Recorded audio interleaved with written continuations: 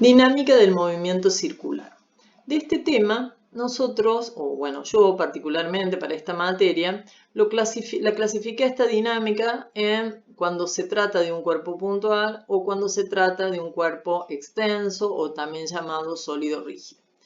La parte que corresponde a la dinámica del cuerpo extenso o de sólido rígido en rotación la vamos a ver en física 2. Ahora vamos a ver en física 1 la dinámica de rotación de un cuerpo puntual. Habíamos visto en cinemática del movimiento circular dos tipos de movimiento que podía estar sufriendo el cuerpo puntual y uno de ellos era el movimiento circular y otro el movimiento circular uniformemente variado. Si analizamos la dinámica del movimiento circular, es decir, buscamos las causas de este movimiento circular uniforme, podemos decir que cuando hallamos la resultante de las fuerzas que actúan sobre el cuerpo que está rotando, vamos a encontrar que la resultante es distinta de cero. Y el valor de esa resultante es lo que llamamos fuerza centrípeta, y que va a ser la fuerza encargada de cambiar la dirección del vector velocidad sin alterar su módulo. Es decir, que esta fuerza centrípeta va a tener una dirección perpendicular al vector velocidad, de manera de que no produzca cambios en el módulo, sino solo en la dirección. Y al ser perpendicular a este vector velocidad, y ser la causante de la aceleración centrípeta, va a ser radial y va a ser con sentido dirigido al centro de rotación. En el caso del movimiento circular uniforme, cuando analizamos la dinámica, es decir, las fuerzas que actúan en este caso, vamos a encontrar que cuando hallemos la resultante, no va a dar cero esa resultante, y vamos a obtener dos fuerzas, o podemos hablar de que existen dos fuerzas, una que es la fuerza centrípeta, que va a estar encargada del cambio en la dirección del vector velocidad, y otra fuerza que va a ser una fuerza tangencial, que va a ser la causante del cambio en el módulo del vector velocidad. Entonces, siguiendo con esta idea, en el caso del movimiento circular uniforme, nosotros vamos a tener que la resultante me da una fuerza centrípeta y que, como dice la segunda ley de Newton, va a ser igual a la masa del cuerpo por la aceleración centrípeta. Nosotros, para calcular esta aceleración centrípeta, podemos utilizar distintas fórmulas según los datos que tengamos. Entonces, esta fórmula se va a convertir también en distintas variantes de la fuerza centrípeta. Con respecto al movimiento circular uniforme, las fuerzas que van a producir el movimiento van a ser, como ya mencioné, una fuerza centrípeta, igual que en el caso anterior y que la vamos a poder calcular con las fórmulas que ya le mostré en el caso del movimiento circular uniforme, y una fuerza tangencial que según la segunda ley de Newton va a ser también igual a masa del cuerpo por la aceleración tangencial. Y recordemos que aceleración tangencial nosotros lo obteníamos multiplicando la aceleración angular por el radio. Luego, si nosotros queremos saber cuál es la fuerza resultante que actúa sobre un cuerpo con movimiento circular uniforme, vamos a poder, teniendo los valores de las componentes centrípeta y tangencial, hallar la fuerza resultante total. Bien, acá hay un ejemplo que resolví hoy en clase y que lo vamos a resolver para que les quede grabado y lo puedan usar después de ejemplo para la resolución de otros problemas. ¿Por qué es tan interesante que hagamos este problema? Porque la fuerza centrípeta en los problemas de movimiento circular de un cuerpo puntual pueden ser distintas fuerzas que ya hemos visto cuando vimos las leyes de Newton, cuando vimos los distintos tipos de fuerzas. ¿A qué me refiero? A que esta fuerza centrípeta, que nosotros la llamamos centrípeta porque tiene características de estar dirigido hacia el centro de rotación y ser perpendicular al vector velocidad, puede ser, si se trata del caso de una boleadora, una fuerza de tensión. Si se trata del caso de un auto que toma una curva, la fuerza de rozamiento que tienen los neumáticos con respecto o que reciben del suelo, del piso, de la ruta por el que está circulando. En el caso, por ejemplo, de la Luna que gira alrededor de la Tierra, la fuerza centrípeta causante de esta rotación va a tratarse de la fuerza gravitatoria. Es decir, que esa fuerza centrípeta puede ser cualquier tipo de fuerza que nosotros ya vimos anteriormente. En este ejemplo, dice que hay un trineo de masa de 250 kilogramos que descansa en una plataforma horizontal de hielo prácticamente sin fricción.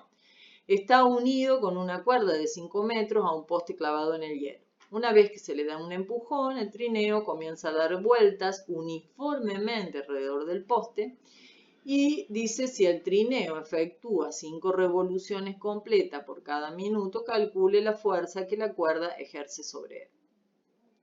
Entonces vamos a ir sacando los datos y vamos a ir analizando el problema. Dice un trineo de masa M igual a 25 kilogramos. Bueno, ahí tenemos el dato de la masa. Masa igual a 25 kilogramos. Descansa en una plataforma de hielo prácticamente sin fricción. Entonces acá la fuerza de fricción no es la fuerza centrípeta, ¿no?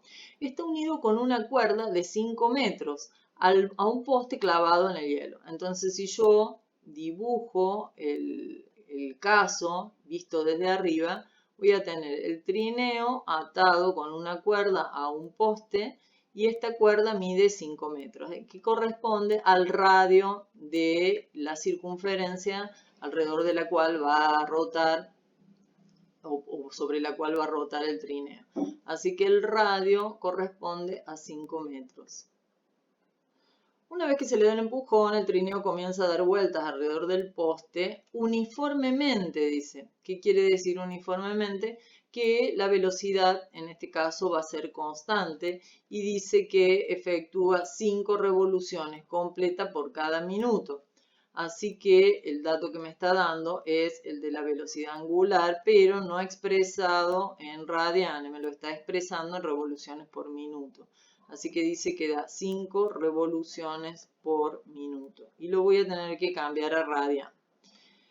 Calcule la fuerza que la cuerda ejerce sobre él. Entonces, este trineo gira alrededor del poste, describiendo una circunferencia, gracias a una fuerza centrípeta, que va a ser la fuerza de tensión que va a producir el cambio en la dirección del vector velocidad.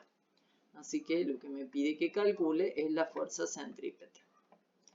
Bien, para calcular la fuerza centrípeta, yo tengo que saber la masa, que la tengo, y tengo que saber la aceleración centrípeta, que no la tengo.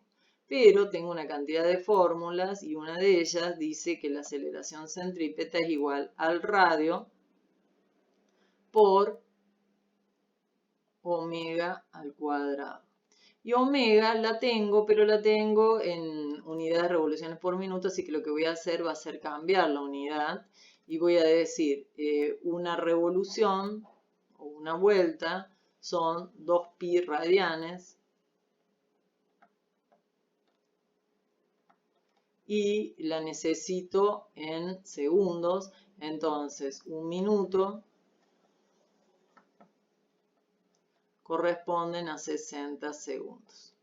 Los minutos se me van a ir, porque acá dice por minuto, quiere decir dividido en minutos, se me va a ir con estos minutos.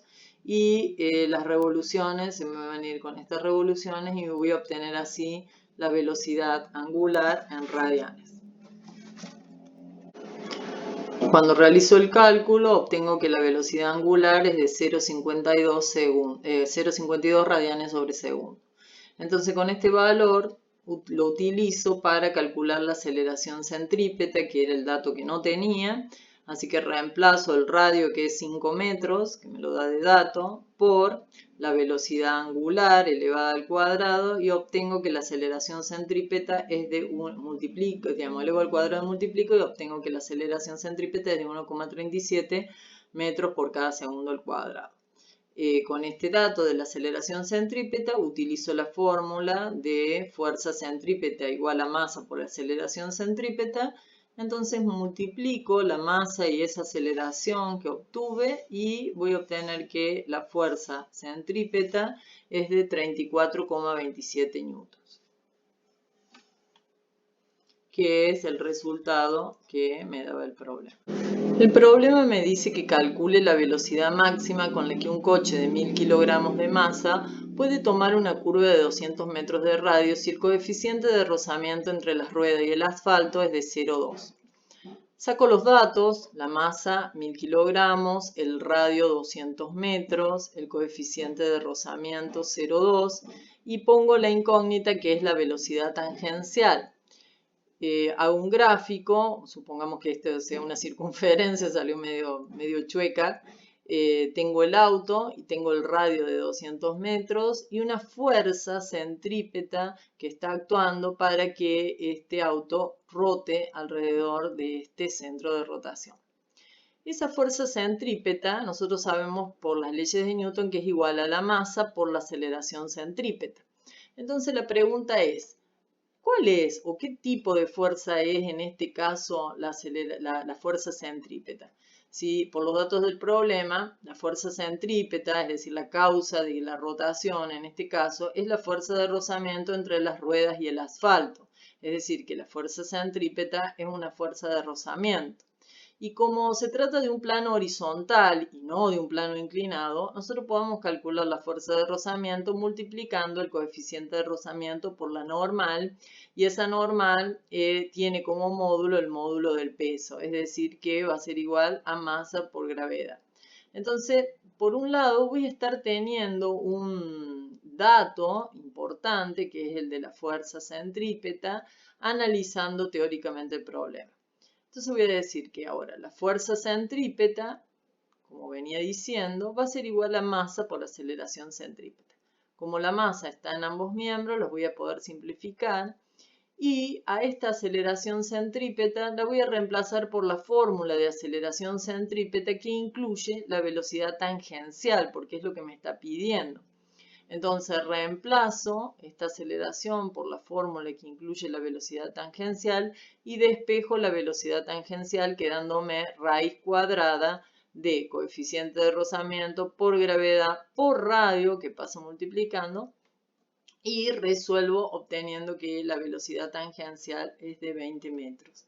Entonces, para que este auto se mantenga dentro de esta curva de 200 metros y no desbarranque, la velocidad máxima que debe tener el vehículo tangencial tiene que ser de 20 metros por cada segundo.